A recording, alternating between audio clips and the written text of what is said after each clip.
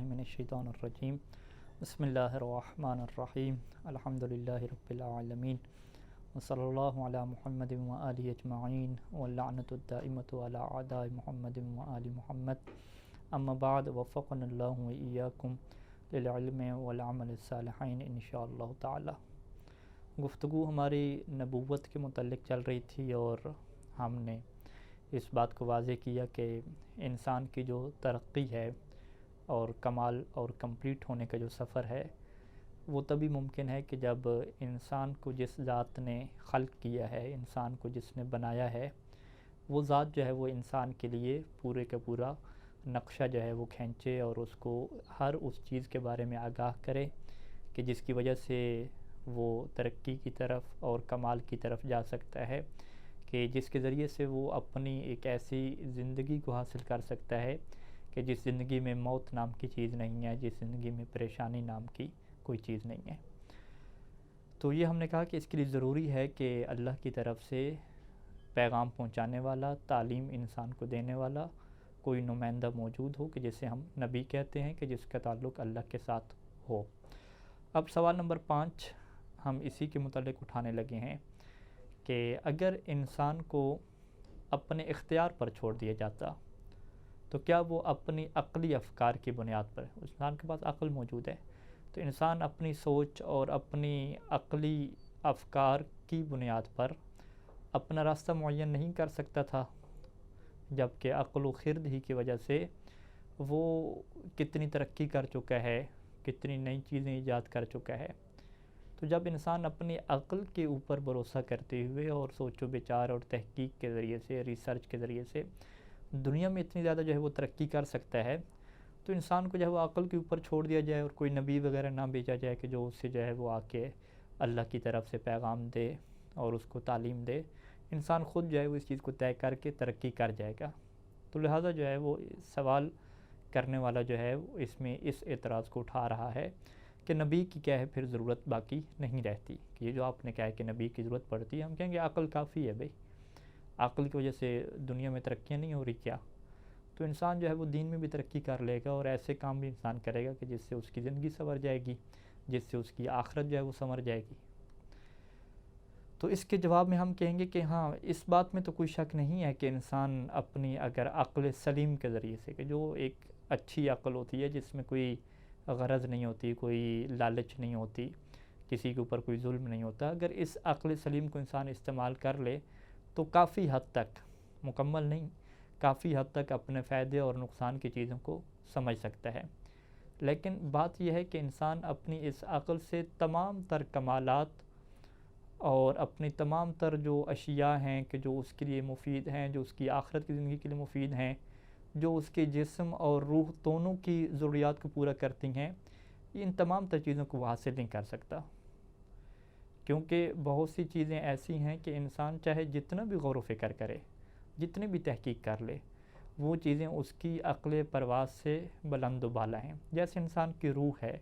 रूह की तरक्की है और इंसान का आखिरत के साथ जुड़ना है, और वो जो ज़िंदगी है इंसान के मरने के बाद की ज़िंदगी है, ये ऐसी चीज़ें हैं कि जो इंसान जो है वो इन चीज़ों को दर्क नहीं कर सकता। इंसान को अगर फ़कत अक़ल के ऊपर छोड़ दिया जाए तो वो इस चीज़ को नहीं दर्क कर सकता कि वो कैसा होगा, क्या सिस्टम होगा, हम कैसे ज़िंदगी में अपने आप को रखें और कैसे हम अल्लाह की इबादत की तरफ बढ़ें, लोगों के साथ मामलात डील करें, ताकि वो वाली ज़िंदगी जो है वो हमारी कंप्लीट हो जाए, मुकम्मल हो जाए। यहाँ तक अक़ल की परवाज़ नहीं है। और अगर इंसान को उसके हाल पर छोड़ दिया जाता तो बहुत सारे ऐसे कमालात हैं, बहुत सारी ऐसी चीज़ें और फ़ज़ाइल हैं, इंसान की ऐसी सिफ़ात हैं कि जिनसे इंसान फिर महरूम रह जाता। इसलिए अपने हाल पर छोड़ना ऐसे ही होता कि जैसे एक तारीक रात में बिल्कुल अंधेरा हो, गट्टा-गोप, वहाँ पे जो है वो एक इंसान को छोड़ दिया जाए और उसको एक छोटी सी जो है मोमबत्ती दी जाए। अक़ल को हम क्या कह रहे हैं, छोटा सा चिराग, छोटा सा चिराग दे दिया जाए तो उससे ज़ाहिर बात है वो कुछ हद तक रोशनी तक पहुँच सकता है, लेकिन पूरी तारीकी को वो ख़त्म करे और उस हकीकत को देखे और उजाले की ज़िंदगी को देखे कि रोशनी में ये कमरा कैसा दिखता है, ये दुनिया कैसे दिखती है, वो तभी हो सकता है कि जब एक बड़ा सूरज हो, वहाँ पे वो चमके या बहुत बड़ी लाइट्स हों, तो फिर जाके जो है वहाँ पे ऐसा किया जा सकता है। तो लिहाजा इसकी मिसाल ऐसी है کہ اگر آپ یہ کہیں کہ انسان کو عقل کے اوپر چھوڑ دیا جائے تو یہ بالکل ہمارے سامنے ہی ایسی بنے گا کہ ایک تاریکی ہو، اندھیرا ہو، اور اس میں چھوٹی سی موم بتی کسی کو دے دیں اور کہے کہ آپ جو ہے وہ آپ دیکھو اپنی دنیا کو دیکھو اس کے ذریعے سے، تو یہ جو ہے وہ نہیں ہو سکتا، مکمل طور پہ نہیں ہو سکتا۔ تو لہٰذا جو ہے وہ یہ بات بڑی واضح ہے کہ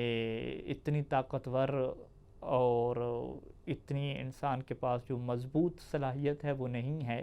کہ انسان اس کے ذریعے سے جو ہے وہ اپنی تمام تر جو زندگی ہے، اپنی آخرت کی زندگی ہے، اس کے کاموں کو طے کر سکے۔ اور اگر آپ کہیں کہ عقل طے کر سکتا ہے تو عقل جو ہے وہ کمزور ہے اس حوالے سے، ایک تو خود اس کی حد اپنی نہیں ہے، اور دوسری کیا ہے، بہت ساری خواہشات اور وسوسے ایسے ہیں کہ جن کے سامنے پھر عقل کیا کمزور پڑ جاتی ہے۔ یعنی یہ جملہ آپ اسی کتاب میں پڑھیں گے کہ قوی اور طاقتور خواہشات، قوی یعنی مضبوط اور طاقتور خواہشات اور وسوسوں کے سامنے یہ جو کمزور عقل ہے یہ مغلوب ہو جاتی ہے، خواہش غالب آ جاتی ہے۔ دنیا میں کتنے آپ بادشاہ دیکھتے ہیں جنہوں نے لوگوں کے اوپر ظلم کیا، تو کیا وہ عقل مند نہیں تھے؟ کیا وہ جاہل اور بیوقوف تھے؟ ہاں، آپ کہتے ہیں وہ عقل مند تھے، لیکن ان کی عقل کے اوپر یہ جو ہے وہ اقتدار کا جو نشہ ہے وہ غالب آ چکا تھا، پیسے کا جو نشہ ہے وہ غالب آ چکا تھا، تو اس وجہ سے انہوں نے انسانیت کے اوپر ظلم کیا۔ تو یہ یعنی صورتحال ہوتی ہے کہ اگر انسان کو فقط عقل کے اوپر چھوڑ دیا جائے تو یہ عقل کمزور ہے، اس کے اوپر خواہشات غالب آ جاتی ہیں، اور انسان پھر اپنی ایسی زندگی چنتا ہے، ایسا طریقہ کار اپناتا ہے کہ جس سے جو ہے وہ اپنا نقصان بھی وہ کرتا ہے اور دوسروں کا نقصان بھی کرتا ہے۔ لہٰذا ضرورت اس بات کی تھی کہ وہ ذات جس نے انسان کو خلق کیا اور اس کے ہر نفع و نقصان کو درک بھی وہ ذات کرتی ہے، اسے پتہ ہے کہ انسان کے لیے کون سی چیز نفع مند ہے اور کون سی نقصان دہ ہے، کیونکہ اس نے پیدا کیا انسان کو، تو وہی ذات انسان کی رہنمائی بھی کرے گی۔ اسی وجہ سے خالق نے انبیاء کو بھیجنے کا سلسلہ شروع کیا اور نبوت کا کیا سلسلہ رکھا ہے۔ اور اس بات کے اوپر یعنی اگر ہم خلاصہ آپ کی خدمت میں پیش کریں تو یہی ہے کہ عقل کچھ حد تک جا سکتی ہے، اپنے اچھے اور برے کو سمجھ سکتی ہے، لیکن مکمل طور پہ سمجھے، خصوصاً اپنی آخرت کی زندگی کے حالات کو بھی سمجھے، یہ عقل کے بس کی بات نہیں ہے۔ اور دوسرا نقطہ کیا ہے کہ عقل جو دنیا میں بھی اچھے برے کو سمجھتی ہے تو وہ بھی عقل کے اندر یہ صلاحیت نہیں ہے کہ وہ بالکل جو ہے وہ سلیم اور سالم رہ سکے، بلکہ اس کے اوپر خواہشات، وسوسے، اقتدار کے نشے، پیسے کے نشے، یہ چیزیں اتنی غالب اس کے اوپر آ جاتی ہیں تو پھر وہ اس کی وجہ سے غلط قانون وہ بنانا شروع کر دیتا ہے کہ جس میں وہ فقط اپنے مفاد کو دیکھتا ہے اور دوسروں کے مفاد کو وہ رون دیتا ہے۔ یہ دو چیزیں ہوگی۔ اور تیسرا ہم اضافہ کریں کہ آپ دنیا میں دیکھ رہے ہیں کہ جب انسان نے اپنی طرف سے اللہ کی عبادت کرنے کے طریقے ایجاد کرے تو ان کا کتنا اختلاف ہو گیا۔ یعنی سب انسانوں نے یہ کہا کہ ہم نے اپنے خالق کو راضی کرنا ہے اور اس کے ہاں جو ہے اپنے آپ کو مکمل کرنا ہے، کمپلیٹ کرنا ہے، تو اس کے لیے انہوں نے عبادت شروع کی۔ اب جب عقل کی بنیاد پر انہوں نے عبادت کے طریقے اپنائے تو آپ دنیا میں دیکھ سکتے ہیں کہ ہر انسان نے جو ہے وہ الگ طرح کا طریقہ اپنایا۔ کوئی سورج کی پرستش کرنے لگ گیا، کوئی بتوں کی پوجا کرنے لگ گیا، کوئی درخت کی پوجا کرنے لگ گیا۔ عبادت کے طریقے کا مختلف بنانا اس بات کی دلیل ہے کہ انسانی عقل کے اوپر چھوڑ دینا اس میں کیا ہے بہت بڑی کیا ہے غلطی کی گنجائش موجود ہے، اور یہ چیزیں کیا ہمارے سامنے ہیں۔ تو لہٰذا یہاں سے اس سوال کے جواب میں یہ چیز بڑی واضح ہو جاتی ہے کہ انسان کو انبیاء کی ضرورت رہتی ہے، انسان کو ضرورت رہتی ہے کہ جو اس کا خالق ہے وہ خود انسان کو گائیڈ کرے اور انسان کو جو ہے وہ چیزیں بتائے کہ کیا چیزیں اس کے لیے فائدہ مند ہیں اور کون سے کام اس کے لیے نقصان دہ ہیں، اور یہ تبھی ہو سکتا ہے کہ جب انبیاء کا سلسلہ جو ہے وہ اللہ شروع کرے۔ سوال نمبر 6 میں ہم یہی سوال رکھتے ہیں کہ انبیاء کی کیا ذمہ داریاں ہوتی ہیں، انبیاء کے کیا فرائض ہوتے ہیں۔ جواب یہی ہے کہ انبیاء کے جو فرائض ہیں ان میں سے چند ایک اہم فرائض کو ہم آپ کے سامنے جائے ہوئے ایک لسٹ بیان کر رہے ہیں۔ سب سے جو پہلا مقصد انبیاء کا کیا ہوگا، بلکہ کیا ہوتا ہے، یہ قرآن مجید میں ہوا ہے، تاریخ ہمیں بتاتی ہے کہ انبیاء کا جو سب سے بنیادی اور پہلا ہدف ہوتا ہے کہ وہ لوگوں کو توحید کی طرف بلاتے ہیں اور شرک جیسی غلاظت اور لعنت سے پاک کرتے ہیں۔ وہ کہتے ہیں کہ تمہاری جو ایک طاقت ہے جس کے سامنے تم نے جھکنا ہے اور اس سے تم نے خود کو جوڑنا ہے، اس طاقت سے، وہ ایک ہی طاقت رہے گی، وہ اس کے علاوہ کوئی اور ایسی ذات نہیں ہے کہ جس کے سامنے تم جھکو گے، جس کی تم عبادت کرو گے، اور فقط اسی ایک طاقت سے تم ڈرو گے۔ جتنی باقی شیطانی طاقتیں ہیں تم ان کی غلامی سے خود کو کیا ہے آزاد کرو گے۔ اور قرآن مجید میں یہ واضح ارشاد ہوا کہ سورہ نحل کی 36 نمبر آیت ہے کہ وَلَقَدْ بَعَثْنَا فِي كُلِّ أُمَّةٍ رَسُولًا أَنِ اعْبُدُوا اللَّهَ وَاجْتَنِبُوا الطَّاغُوتَ، کہ بتحقیق ہم نے ہر امت میں ایک رسول بھیجا تاکہ تم اللہ کی عبادت کرو اور طاغوت یعنی شیطانی طاقتوں سے اجتناب کرو۔ تو یہ جو ہے وہ پہلا کام ہوتا ہے انبیاء کا، توحید کی طرف دعوت دینا، شرک سے روکنا، اور جو شیطانی طاقتیں ہیں اس سے کیا ہے انسان کو بچانا۔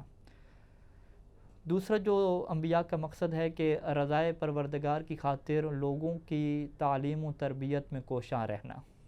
اور اس امر کی خاطر ہر مشکل کا مقابلہ کرنا، ہر برائی کو جڑ سے اکھاڑنا، اور ہر اچھی خصلت کو فروغ دینے کے لیے کمر بستہ ہو جانا۔ یہ تعلیم، تربیت، انسان کی رہنمائی کرنا، یہ انبیاء کا کیا مقصد رہتا ہے، اور اس کے لیے وہ ہر قسم کی قربانی بھی دیتے ہیں۔ سورہ بقرہ میں اللہ تعالیٰ نے اس چیز کو 151 نمبر آیت میں بیان فرمایا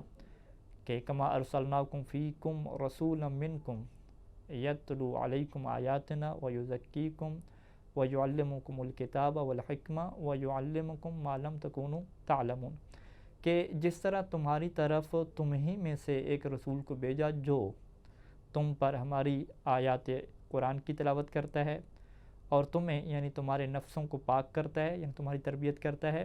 اور تمہیں کتاب قرآن اور حکمت یعنی سنت کی کیا ہے تعلیم دیتا ہے، اور تمہیں وہ سب کچھ سکھاتا ہے جو تم نہیں جانتے۔ تو لہٰذا یہ دوسرا مقصد ہو گیا تعلیم اور تربیت کا، جو انبیاء اس فریضے کو پورا کرتے ہیں۔ اور تیسرا جو انبیاء کا فریضہ اور ذمہ داری رہتی ہے کہ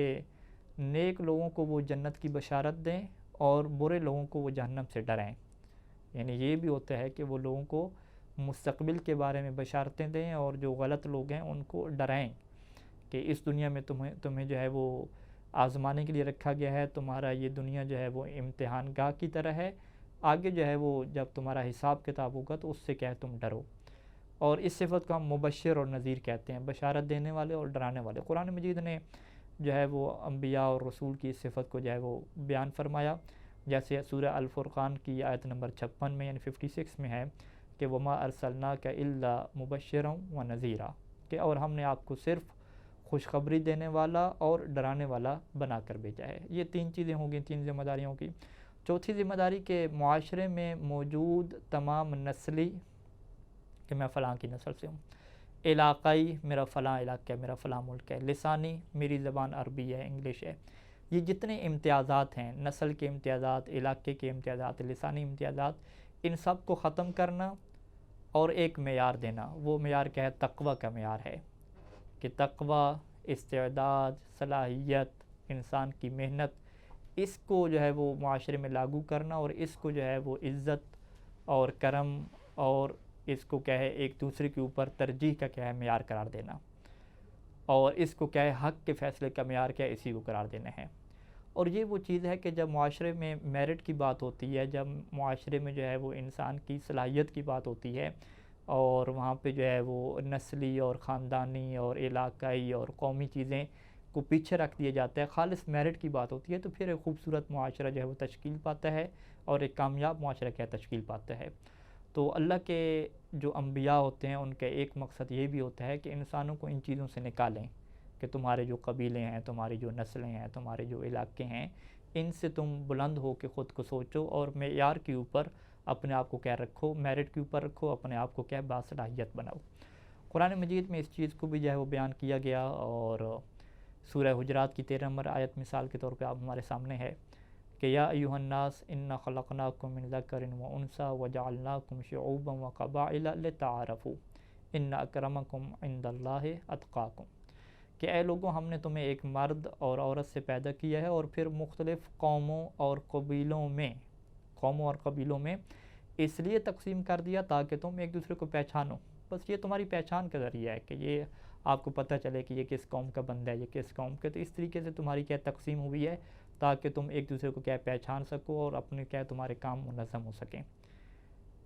اور خبردار اس کو جو ہے وہ کبھی اپنی عزت اور اعزاز کا ذریعہ نہ سمجھنا، بلکہ قرآن نے فرمایا کہ انا اکرمکم عند اللہ اتقاکم، کہ تم میں سے سب سے زیادہ اللہ کے نزدیک مکرم اور معزز اور عزت والا وہ ہے جو تم میں سے سب سے زیادہ پرہیزگار ہے اور سب سے زیادہ تقوی کو اختیار کرنے والا ہے۔ تو لہٰذا یہ وہ چند ایک ذمہ داری ہیں کہ جو انبیاء اس دنیا میں جو ہے وہ پوری کرتے ہیں، اور ان ذمہ داریوں کو ادا کرنے میں وہ کسی قسم کی قربانی سے بھی دریغ نہیں کرتے۔ سوال نمبر 7 ہے کہ کیا تمام کے تمام انبیاء جو اللہ نے بھیجے ہیں، ایک مسلمان کے لیے تمام انبیاء پر ایمان رکھنا واجب ہوتا ہے، یا وہ فقط اپنے نبی کے اوپر ایمان رکھے؟ وہ کہے کہ فقط میں اپنے نبی حضرت محمد صلی اللہ علیہ وآلہ وسلم کو مانتا ہوں، میں باقی انبیاء کو نہیں مانتا۔ کیا ایسا ہو سکتا ہے؟ جواب کہ نہیں، تمام انبیاء پر ایمان رکھنا واجب ہے۔ جی ہاں، یہ عقیدہ رکھنا ضروری ہے کہ جن انبیاء کو اللہ تعالیٰ نے بھیجا ہے وہ سب کے سب برحق ہیں۔ انسان عقیدہ رکھے کہ وہ بالکل حق پہ تھے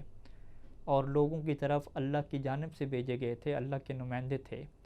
ان میں سے اگر ایک نبی کا بھی انسان انکار کر دیتا ہے تو گویا کہ اس نے سب انبیاء کا انکار کر دیا، اور قرآن مجید میں اس چیز کو بیان کیا گیا ہے، اس قانون کو۔ جیسے ارشاد ہوتا ہے کہ سورہ بقرہ کی 285 نمبر آیت میں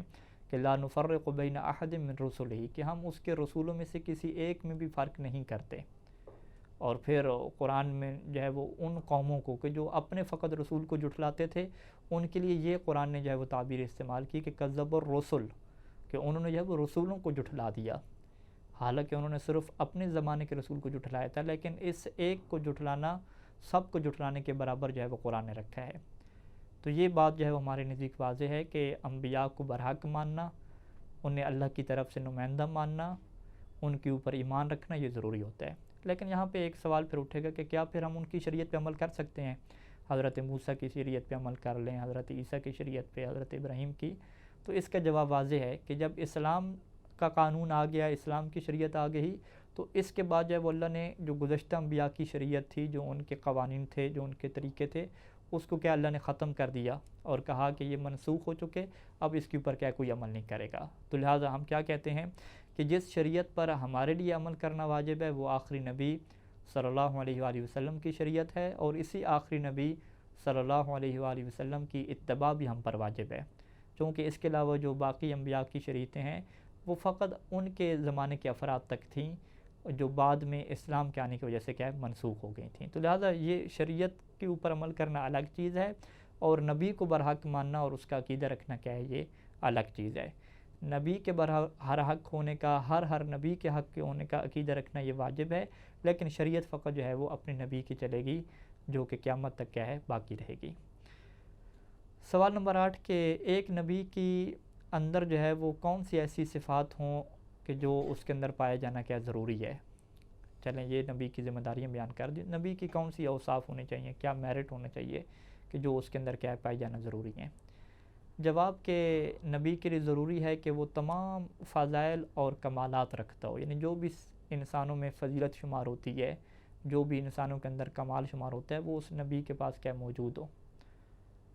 یعنی اس کے پاس عقل ہو، ذہانت ہو، شجاعت ہو، سخاوت ہو، رحم دلی ہو، تواضع ہو، ارادہ ہو، بزدلی نہ ہو۔ یہ صفات کیا ہونی چاہیے کہ جو انسانی معاشرے میں ایک اچھی صفات کیا ہے شمار ہوتی ہیں اور کمال والی صفات شمار ہوتی ہیں۔ تو لہذا اگر ایک نبی بزدل ہے تو یہ جو ہے وہ عیب ہے، ایک نقص ہے، اس طرح کا نقص جو ہے وہ نبی میں کیا ہے نہیں ہوتا۔ یا جو ہے وہ معاشروں میں کیا ہے کہ جو بندہ چیزیں بھول جاتا ہے بارہا، یا جو ہے وہ بہت زیادہ غلطیاں کرتا ہے، تو یہ بھی ایک قسم کا نقص اور عیب ہے۔ یہ غلطی کا عنصر بھی کیا ہے اس کے اندر نہیں ہونا چاہیے، اس کے اندر کمال ہونا چاہیے کہ وہ بھولے بھی نہیں اور پرفیکٹ ہو اور ساری چیزوں کو کیا لے کے چلتا ہو۔ تو ہر قسم کے نقص اور عیب سے جو ہے وہ پاک ہونا ضروری ہے، بلکہ جسمانی عیوب بھی، مثال کے طور پہ برس کی بیماری ہے، جذام کی بیماری ہے، ان بیماریوں سے بھی پاک ہونا ضروری ہے، کیونکہ یہ پھر معاشرے میں کیا بری شمار ہوتی ہیں۔ اور اسی طریقے سے اس کے جو اخلاقی عیب ہیں، کینہ کرتا ہے، حسد رکھتا ہے، لالچی ہے، یہ بھی نہیں ہونا چاہیے۔ اور یہ بھی ضروری ہے کہ وہ پاک اور پاکیزہ حسب و نسب سے ہو، یعنی اس کا نسب بھی کیا پاک ہو۔ اور اس کی وجہ یہ ہے کہ انبیاء کو لوگوں کی رہنمائی کے لیے بھیجا گیا، وہ لوگوں کے لیڈر ہیں، لوگوں کو رہنمائی دیتے ہیں اور لوگ ان کی پیروی کرتے ہیں، ان کو اپنا رول ماڈل بناتے ہیں۔ تو یہ مقصد اور ہدف اس وقت حاصل ہو سکتا ہے کہ جب لوگ اس نبی سے محبت کریں، اس کو فضیلت والا سمجھیں، اس کو کمال والا سمجھیں۔ اور یہ تبھی ہو سکتا ہے کہ جب نبی میں ہر قسم کی فضیلت ہو، ہر قسم کا کمال ہو۔ اگر اس میں کسی قسم کی کمی ہوتی ہے یا کوئی عیب ہوتا ہے تو پھر تو لوگوں کا اعتماد ہی اٹھ جائے گا۔ لہٰذا اس میں کسی فضیلت کی کمی یا کوئی ایسا عیب نہیں ہونا چاہیے جو لوگوں کی نفرت اور دوری کا سبب بنے، بلکہ ضروری ہے کہ وہ اپنے زمانے کے سب لوگوں سے کمال میں افضل ہو، یعنی کوئی اس جیسا پھر علم رکھنے والا نہ ہو، کوئی اس جیسی شجاعت رکھنے والا نہ ہو، تاکہ جو ہے وہ صورتحال یہ پیش ہے کہ افضل جو ہے وہ لیڈ کرے اور جو مفضول ہے، جو نچلے طبقے والے ہیں فضیلت کے اعتبار سے، وہ اس کی کیا کریں، پیروی کریں۔ اگر اس طرح نہیں ہوتا، آپ کہتے ہیں کہ نبی کے اندر کوئی کمال نہیں ہے، اس سے بہتر کیا لوگ موجود ہیں، تو پھر تو یہ صورتحال بن جائے گی کہ جو بہتر لوگ ہیں وہ اپنے سے کم تر لوگوں کی کیا کر رہے ہیں، اطاعت کر رہے ہیں۔ تو یہ کیا لازم آئے گا کہ مفضول کو آپ افضل کے اوپر ترجیح دے رہے ہیں، اور یہ انتہائی بری بات ہے اور قبیح شمار ہے۔ اور اسی دلیل کی طرف جو ہے قرآن مجید نے بھی اشارہ فرمایا، اور سورہ آل عمران کی 159 جو آیت ہے، اس میں ارشاد ہوتا ہے کہ فَبِمَا رَحْمَةٍ مِّنَ اللَّهِ لِنْتَ لَهُمْ وَلَوْ كُنْتَ فَظًّا غَلِيظَ الْقَلْبِ لَانفَضُّوا مِنْ حَوْلِكَ، کہ پس آپ رحمت خدا سے ان کے لیے نرم ہیں، اور اگر آپ تند مزاج اور سخت دل کے مالک ہوتے تو یہ لوگ آپ کے قریب ہی نہ آتے۔ تو یہاں پہ جو ہے وہ اللہ نے اپنے نبی کی ایک صفت بیان فرمائی کہ اللہ نے اپنی رحمت سے آپ کو بڑا ایک خوبصورت اخلاق کا مالک بیان کیا ہے کہ لوگ آپ کے پاس آتے ہیں، جمع ہوتے ہیں۔ اگر آپ کے مزاج میں تندی ہو، سختی ہو، ہر کسی کو ڈانٹ رہے ہوں، تو پھر کون آپ کے قریب آئے گا؟ تو لہٰذا ایک یہ کمال ہونا نبی کے اندر ضروری ہے کہ لوگ اس کی طرف جو ہے وہ اٹریکٹ ہوں، اس سے لوگ محبت کریں۔ اسی وجہ سے امامیہ کا یعنی شیعہ اثنا عشریہ کا یہ عقیدہ ہے کہ انبیاء کا ہر قسم کے گناہ، ہر قسم کی لغزش اور ہر قسم سے عیب سے پاک ہونا، معصوم ہونا ضروری ہے، کیونکہ اگر اس سے معصیت اور گناہ سرزد ہوئے تو اس کی اتباع عقلاً واجب ہی نہیں رہ جائے گی۔ عقل کہے گی کہ یہ خود جو ہے وہ غلط کام کرتا ہے، ہم اس کی بات کیوں مانیں؟ اور پھر اس نبی کو بھیجنے کی جو غرض ہے، جو مقصد ہے، وہ بھی ختم ہو جائے گا، کیونکہ لوگوں کے نزدیک اس کا کوئی خاص مقام اور کوئی وقار، کوئی عزت وغیرہ تو رہے گی نہیں، اور پھر ان کا جو کانفیڈنس ہے وہ اس کے اوپر بلٹ نہیں ہوگا، وہ اس کے اوپر اعتماد نہیں کریں گے، اور اس کے کلام کو اور ہر کام میں وہ شک کریں گے۔ وہ کہیں گے ہو سکتا ہے یہ یہاں پہ دو نمبری کر رہا ہو، یہاں پہ بول رہا ہو، کہ ہو سکتا ہے یہ بات حق کر رہا ہو سکتا ہے یہ بات باطل کہہ رہا ہو۔ تو لہٰذا ہمارا یہ عقیدہ ہے کہ نبی اگر معصوم نہ ہو تو اس کے بھیجنے کا مقصد ہی ختم ہو جائے گا، لہٰذا نبی کا معصوم ہونا یہ کیا ہے، ضروری ہے، اور انشاءاللہ ہم اس چیز کو کیا مزید بھی کیا دلائل کے ذریعے سے آپ کے سامنے رکھیں گے۔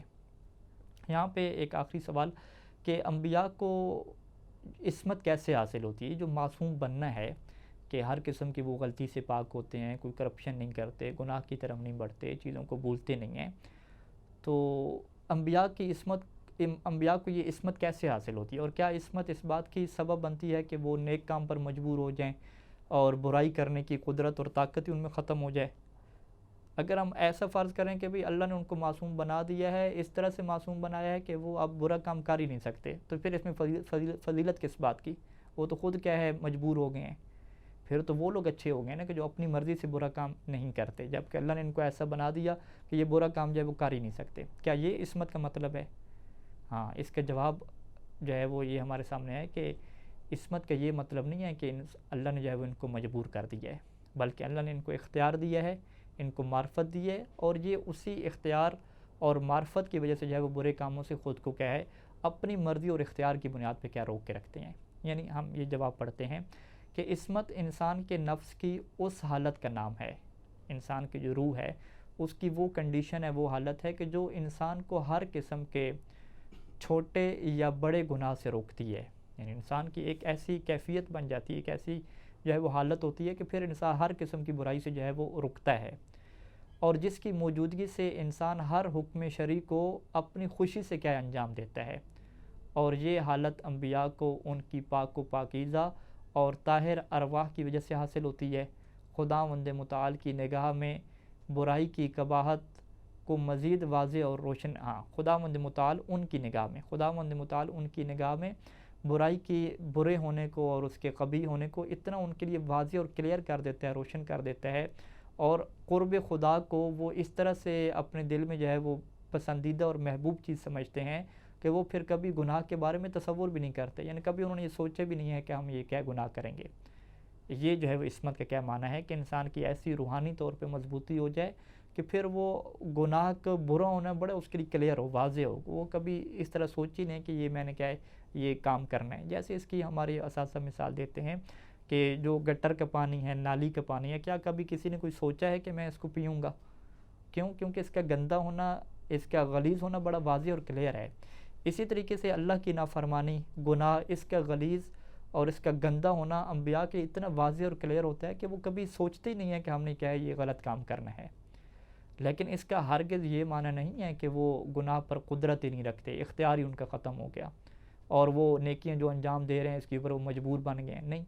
بلکہ وہ اپنے ارادے اور اختیار سے نہ کبھی کسی گناہ کو انجام دیتے ہیں اور نہ کبھی اس کا تصور کرتے ہیں۔ اگر اس کو مزید مثال سے واضح کرنا چاہیں تو یہ کہہ سکتے ہیں کہ جیسے ہم بعض گناہوں سے محفوظ ہوتے ہیں، ممکن نہیں ہے کہ ہم میں سے کوئی اس گناہ کو انجام دے۔ یہی آپ کہہ دیں کہ ہم جو ہے وہ کسی کو فرض کریں، کسی کی عادت ہوتی ہے کسی کو قتل نہیں کرتا، وہ محفوظ ہے، اب وہ سوچ ہی نہیں سکتا کہ میں کسی جو ہے بے گناہ کو قتل کروں گا، جبکہ وہ آپ اس سے پوچھیں اچھا تو آپ پھر قتل نہیں کر سکتے؟ وہ کہتے نہیں قتل کر سکتا ہوں لیکن میں ایسا کروں گا نہیں، کبھی سوچے نہیں ایسا کہ بے گناہ کو میں قتل کروں، کسی بچے کو میں قتل کر دوں۔ تو اس سے آپ کیا نتیجہ نکالتے ہیں؟ آپ یہ کہتے ہیں کہ وہ یہ کام کرنے کی قدرت موجود ہے اس کے اندر، یہ کرپشن کرنے کی، قتل کرنے کی، برا کام کرنے کی قدرت موجود ہے، لیکن یہ ایسا کرے گا نہیں، ٹھیک ہے، یہ ایک مثال ہوگی۔ یا جیسے یہاں پہ کتاب میں مثال لکھی کہ سارے کپڑے اتار کے جو ہے وہ منظر عام پر نکل جانا، ایک برا کام ہے، گناہ کا کام ہے۔ کیا کبھی کسی انسان نے سوچا ہے کہ میں یہ کام کروں گا؟ کوئی نہیں سوچتا۔ آپ کہیں اچھا تو تمہارے پاس پھر یہ قدرت اور طاقت ختم ہوگی، اختیار ختم ہوگا کہ تم یہ کام نہیں کر سکتے؟ وہ کہیں گے نہیں بھائی یہ کام بہت برا ہے، انتہائی غلط کام ہے، میں یہ کام کیوں کروں گا؟ تو جو بعض انسان اس طریقے سے ہوتے ہیں، کمپلیٹ ہوتے ہیں، وہ بھی گناہوں کے بارے میں، بعض گناہوں کے بارے میں سوچتے تک نہیں ہیں۔ تو اسی طریقے سے جو معصوم ہے اس کے نزدیک ہر گناہ کا برا ہو جانا واضح ہے، چاہے چھوٹا گناہ ہو بڑا ہو، وہ کبھی اس گناہ کے بارے میں یہ بھی نہیں سوچتا کہ مجھے یہ گناہ کرنا ہے یا نہیں کرنا۔ تو اسی طرح معصوم کے نزدیک تمام گناہوں کا برا ہونا، ان کا قبیح ہونا، ان کا غلیظ ہونا اس طرح سے بالکل واضح اور کلیئر ہوتا ہے کہ وہ قدرت اور اختیار رکھنے کے باوجود بھی کبھی وہ گناہ انجام نہیں دے سکتے، اور یہی وہ عصمت کا معنی ہے، اور یہ اللہ کے خاص انبیاء کو حاصل ہوتا ہے کہ جن کی ارواح، جن کی تربیت، جن کی جو خصلت اور روح ہے وہ بڑی کیا پاک ہوا کرتی ہے، تو اللہ ان کی یہ روحانی ایک حالت بنا دیتا ہے کہ پھر ہر قسم کے گناہ، ہر قسم کی کرپشن کو سے وہ نفرت کرتے ہیں اور اس کے قریب جانے کا سوچتے بھی نہیں ہیں۔ اللہم صلی علی محمد و آل محمد، والسلام علیکم ورحمۃ اللہ وبرکاتہ۔